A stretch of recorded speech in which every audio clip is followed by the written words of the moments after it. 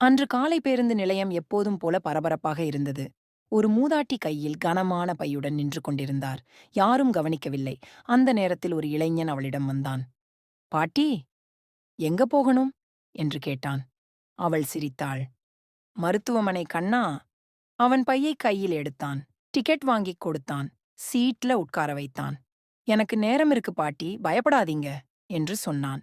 பயணத்தின் போது அவள் அவனிடம் பேசினாள். தன் வாழ்க்கை, பிள்ளைகள், தனிமை. அவன் அமைதியாக கேட்டான். இறங்க வேண்டிய இடம் வந்தது. அவன் பையைக் கொடுத்து சிரித்துக்கொண்டே சொன்னான். பாட்டி, நீங்க எனக்கு எங்க அம்மாவை நினைவுபடுத்துறீங்க. அவள் கண்களில் சின்ன கண்ணீர்.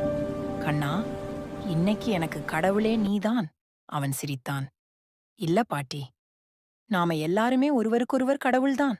அவன் பேருந்திலிருந்து இறங்கிப் போனான். அவள் நீண்ட நேரம் அவன் போன வழியையே பார்த்து கொண்டிருந்தாள்.